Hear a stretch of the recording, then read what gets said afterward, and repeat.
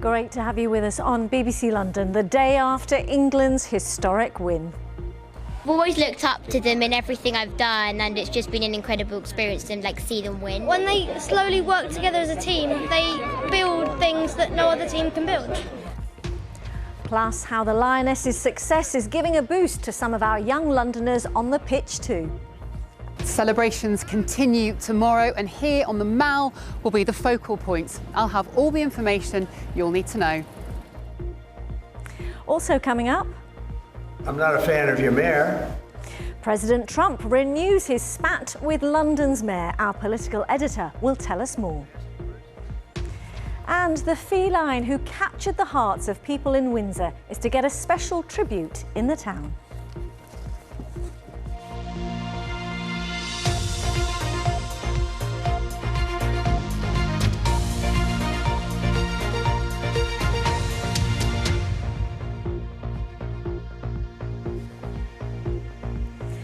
Good evening and a very warm welcome to the programme. Where were you for that Euros moment, which will go down in history? The Lionesses are not just European champions, they are game changers and history makers. The first senior England side, men or women, to successfully defend their title in a major tournament. And many of the team from right here in the capital, or playing for London clubs. More on their homecoming and tomorrow's victory parade shortly. Let's start with Chris Legg and the London Lionesses, who've made us all proud. Family, because those are the people that got me through those dark moments.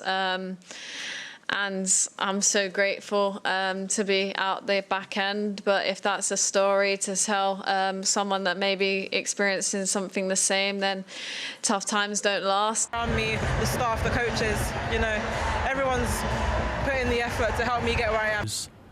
The Leah Williamsons and the Russos and obviously the Chloe Kellys of this world. It's been a very good summer.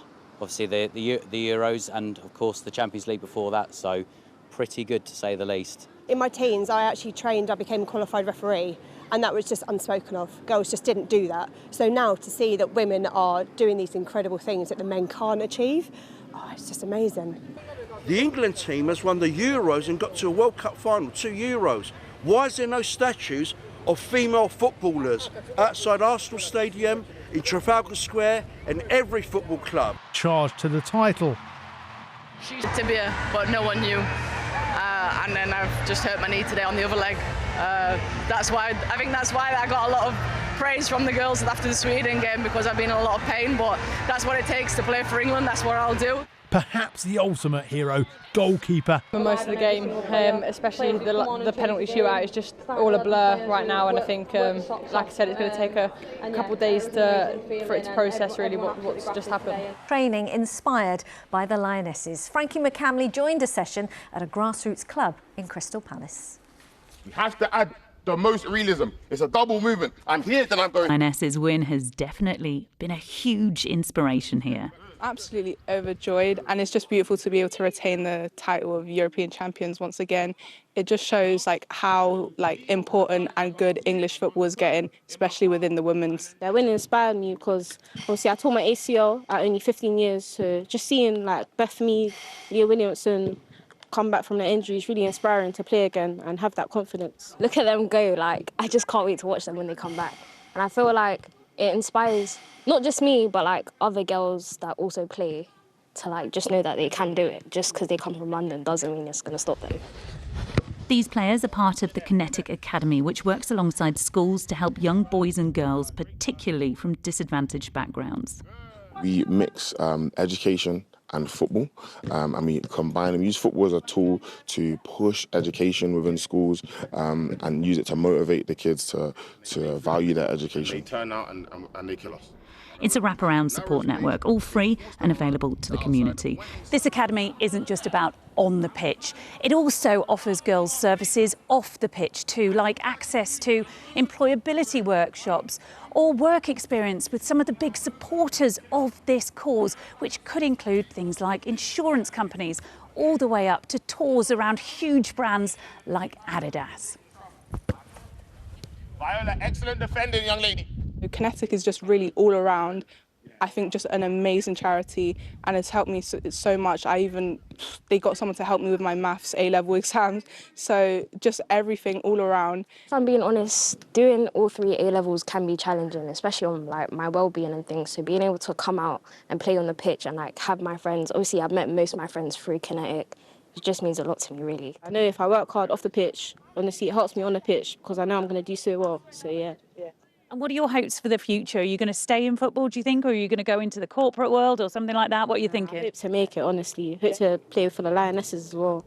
It's an infectious optimism that will be felt by so many young players as those top goals in the profession are feeling that little bit closer to home today. Frankie McCamley, BBC London. Well, the Lionesses return today to a hero's welcome, and tomorrow celebrations take to the streets of central London for an open-top bus victory parade along the Mall. Victoria Hollins has already headed down there to bring us all we need to know about the big event. Hi there, Vic. Riz, if you were just getting your voice back after shouting at the TV last night, we'll be prepared to lose it again tomorrow. 16 million people tuned in to watch the game last night, so the appetite for celebration is, of course, absolutely enormous. Preparations are well underway here on the Mall. Aside from the cyclists, you can see the barriers have been put in place ready for tomorrow. We've just seen some men laying cables down the side, the portaloos in place, and the stage is being built in front of Buckingham Palace. It is a free event tomorrow. You don't need a ticket, and all sorts of fans, businesses, locals are being encouraged to turn up to help celebrate this huge win. Let's look at the details. So the parade will start at 12:10 tomorrow as the Lionesses take aboard this open-top bus, which will come down along the Mall towards Buckingham Palace. At 12:30, it's the start of the staged event right in front of the palace itself, and that will all finish around 1 o'clock tomorrow lunchtime. If you're coming by public transport, you can get here by Green Park, Piccadilly Circus, Victoria, Westminster and Charing Cross. What to bring with you aside from a very loud voice? Well, it isn't expected to be a particularly hot day tomorrow, around 20 degrees, so be prepared just maybe with a bit of water that you can refill in St James's Park. Now, the stage event, as I say, is where the trophy is going to be held aloft in front of Buckingham Palace, and it seems quite apt that it is going to be there, because if we look at what the King actually put on X yesterday, he said warmest appreciation and admiration to the Lionesses, and then he said the next task is to bring home the World Cup in 2027, so no pressure there. And finally, let's have a listen to another, perhaps, I don't know, a bit of good luck charm that happened yesterday as well from the Royal Guards. Have a listen to this.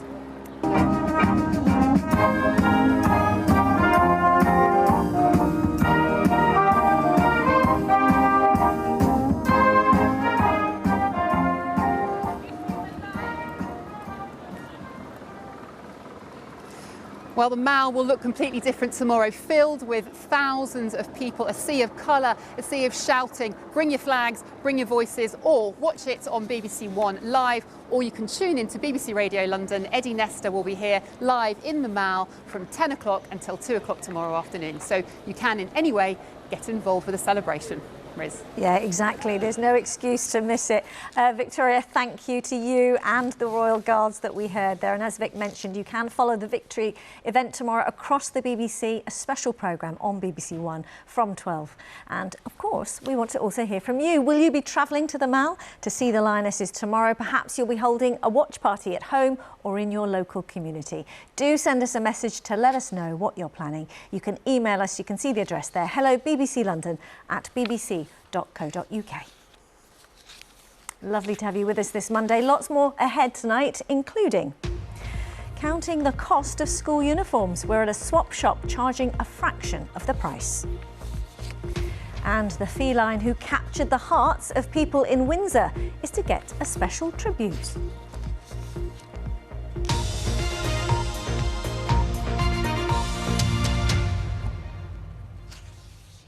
Now, it was probably only a matter of time, but President Trump has taken another swipe at London's mayor. Speaking at a press conference in Scotland today, he labelled Sir Sadiq Khan as a nasty man who was doing a terrible job. Our political editor, Carl Mercer, was listening in and joins me. I suppose, Carl, Should we be surprised? Not if you've been paying attention for the last 5 or 6 years, because the two have been going at it for quite a long time, haven't they? And amidst this press conference where he was talking about things like Gaza, Ukraine, his own problems at home, as you say, President Trump found time to have a pop at his old-time enemy. Let's have a listen. Will you visit London during the state visit? Or are you worried? I will.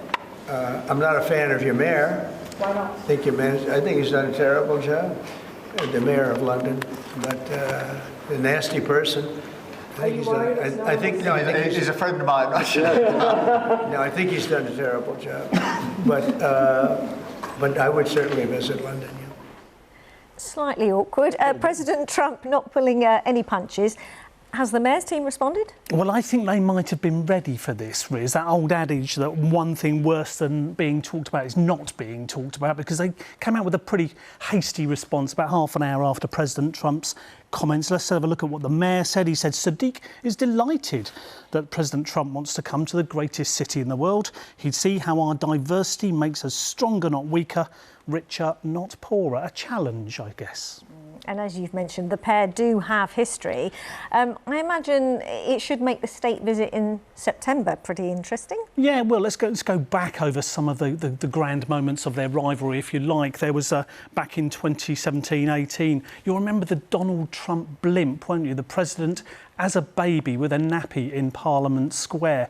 And then the year later, after that, the revenge. Sadiq Khan in a yellow bikini in the same spot.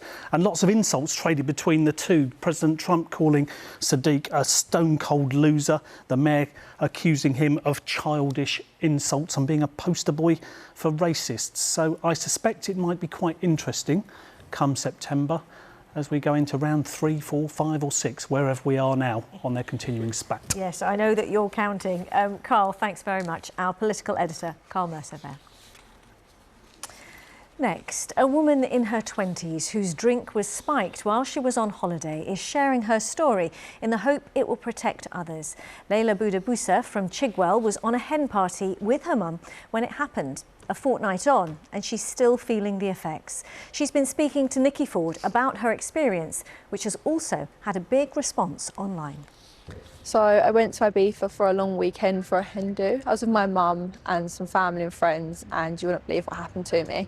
26-year-old Leila had been at a party venue for a couple of hours when she started to feel very unwell. I thought, I feel really drunk and I haven't drank not enough to be feeling sort of how I felt.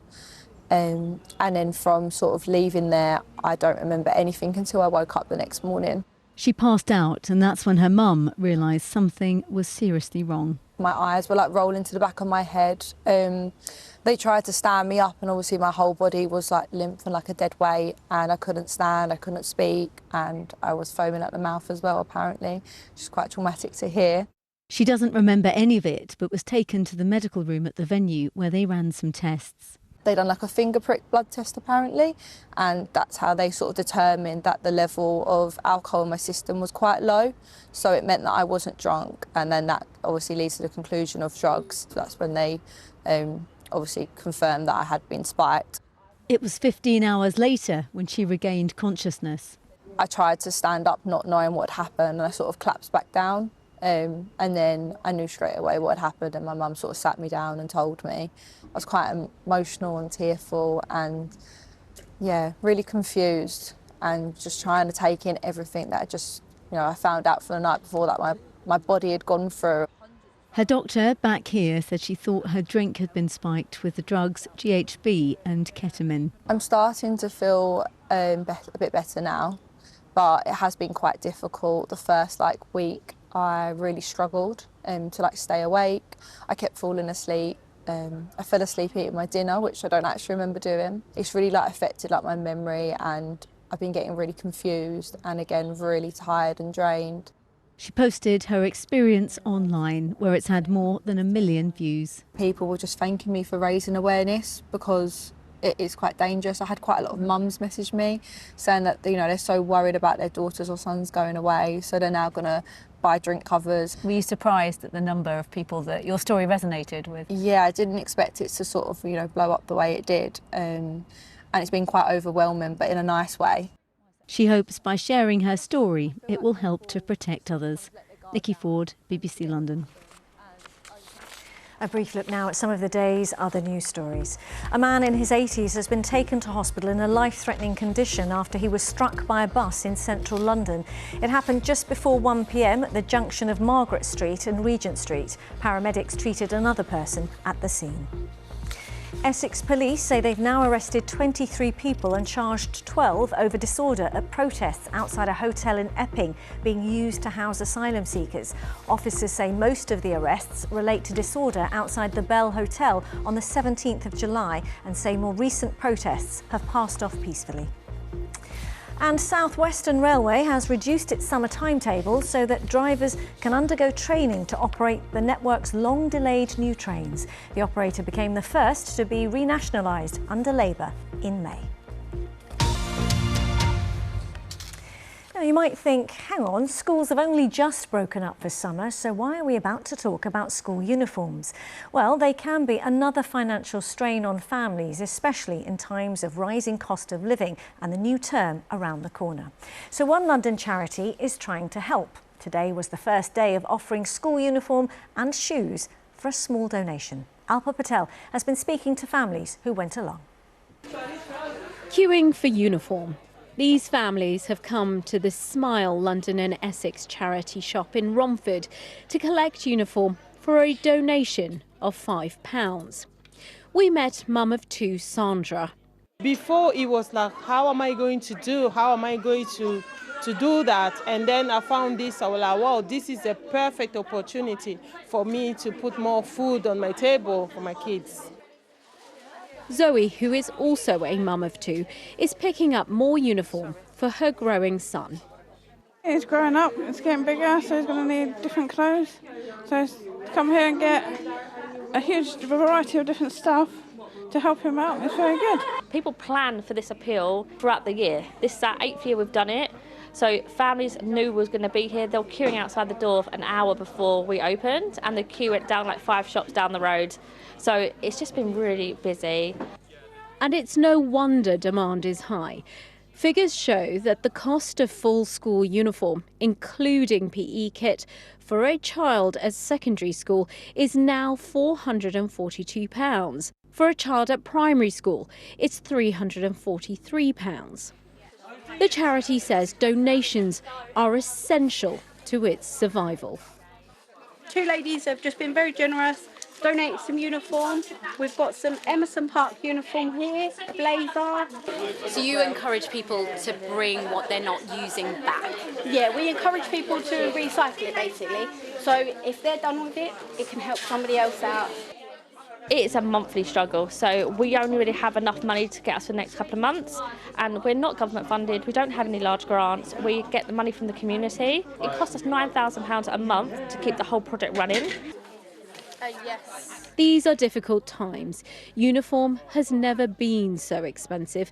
The hope is that the charity finds a way to continue for as long as the community needs. Alpa Patel, BBC London. Now to the feline who captured the hearts of people in Windsor, so much so he was dubbed cat royalty, possibly because it seems nowhere was off limits for Dexter. A familiar sight on the streets, shops and cafes of the town, and a big following of his antics online. The late Dexter is set to be commemorated with a statue. Bryony Leyland has the story. For more than a decade, Dexter was a cat about town, an uninvited but welcome guest inside many of Windsor's finest establishments. His appearances documented by admirers on his very own social media pages. At this busy town centre cafe, the staff always had time for Dexter. If you're a local or if you work locally, you know who Dexter is. He's always about somewhere, whether it's in a cafe, in the gym, he's there. It seems nowhere was off limits, including this shop, which is about all things canine. People were just surprised that a cat has just wandered into a dog shop without being basically fearless.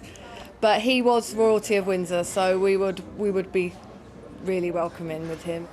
Like so many people in Windsor, they were saddened by his recent passing. When we heard, it was emotional. You know, we all kind of took him on as part of our family. Even though he wasn't his family, we knew him so well and we would protect him. Dexter did have a loving owner who he went home to, sometimes. I was his owner, or his mama, as I like to call myself. But really, he owned me and he owned Windsor, and kind of he was everybody's cat, really, in the end. Kirsty Jarvis explained to BBC Radio Berkshire how Dexter's profile developed. He actually started venturing into the local town when he was 1 year old. This went on for a few weeks, and I had the bright idea that actually maybe I'd put him on Twitter so that when people saw him and found him, they could upload photos and sort of they could be part of keeping him safe. There was no stopping him, really. He gate crashed boat parties on the Thames. He visited Anthea Turner in her dressing room at the Royal Theatre. An outpouring of love for Dexter has led to suggestions of a permanent memorial in the town in the shape of a statue. The Royal Borough of Windsor and Maidenhead has said the council would support the possibility of a lasting reminder of Dexter, a VIP cat who had access all areas. Well, from Dexter, let's return to the big story with our sports reporter Chris Slegg. Look at those faces. A hero's welcome when they touched down in Southend today. Yeah, and understandably so. Truly one of the greatest achievements in English sport. Winning back-to-back Euros is such a rare thing. Only Spain have done it in the men's game. Only Germany and now England have done it in the women's game. In 37 times, England has sent a women's or men's team abroad to try and win a championship. That team that came back to Southend Airport today, the very first to return as champions. Yeah, I mean, it's hard to sort of underestimate just what they have achieved. As you say, you know, game changers, history makers. And I think we can see some of the images. Oh, look, holding up the trophy. And I believe right now it's all been slightly delayed, but they are in Downing Street as we speak, I think. And being recognised as the heroes that they are. And this is a moment for London football clubs to capitalise on. The London players at the heart of it. Arsenal, of course, Champions League winners, as well as having so many of those players contributing to England retaining the Euros trophy, and Chelsea too. Domestic treble winners last season. Yeah. Those two clubs can capitalise on a new fan base, people who have been bought in and have followed this tournament on TV who have perhaps never done so before. OK, well, Chris, we will leave it there. And of course, as we've mentioned earlier, celebrations with that big victory parade tomorrow. We know that memories will be made with that parade in central London. So let's see how the weather's looking for that and the next few days with Gillian. Hello there, good evening. Well, it's felt a little warmer today and we've had a bit more sunshine as well. Some sunny spells there in Maida Vale earlier on, but the cloud has thickened and built for a time as well. This was taken by one of our weather watchers a little bit earlier. And we are going to see a bit more of that cloud for a time tonight, but this evening it will stay dry. Variable cloud, the odd clearer spell in there as well as we head towards Tuesday. Now, this is our setup at the minute. High pressure is down to the west. It's not really making much of an influence. We are still seeing these weather fronts get in from the west, and they will continue to move in, bringing some cloud as we head overnight. But for this evening and the rest of tonight, the cloud will clear for a time. Some clearer skies for many of us across the capital before we start to see this next weather front move in. So I think overnight lows between 11 and 14 degrees. And to start the day tomorrow, we might get a little bit of early sunshine. Of course, all eyes on lunchtime for the Lionesses celebration parade. As you can see, quite cloudy. We should stay largely dry. There is a small chance of a little light shower in there as well. Top temperatures tomorrow about 20 to 21 degrees and a light northwesterly wind. So into Tuesday and then into Wednesday, we see our weather front continue to move its way, bringing that cloud away from it. There will still be a bit of cloud lingering for a time on Wednesday, but overnight, again, a little bit of clear sky, quite limited. That cloud will still be building in, dropping in as we head into the early hours. And our overnight lows again on the mild side, actually, between 11 and 14 degrees. Still a shower or two around, so not impossible for us to catch one. But for the rest of the outlook, this is how we're looking. Things will start to turn a little bit warmer through Wednesday and Thursday, up to around 24 degrees. And with that, there is likely by the end of the week to be a shower or two again in the forecast for Thursday and Friday. But still some sunny spells to come, and temperatures after that should be staying roughly around average. And that is where we leave you this Monday. Thanks for being with us on the day after the night before. So if you want to relive the historic Lionesses win, head over to our Facebook or Instagram. Just search BBC London. And tomorrow we'll bring you all the colour and excitement of the squad's homecoming open-top bus parade in central London on BBC Radio London during the day with Eddie Nestor, and on tomorrow's programme with me here at 6:30. From me and everyone on the team, whatever you're doing, enjoy your evening. Congratulations, the Lionesses. Take care. Bye-bye.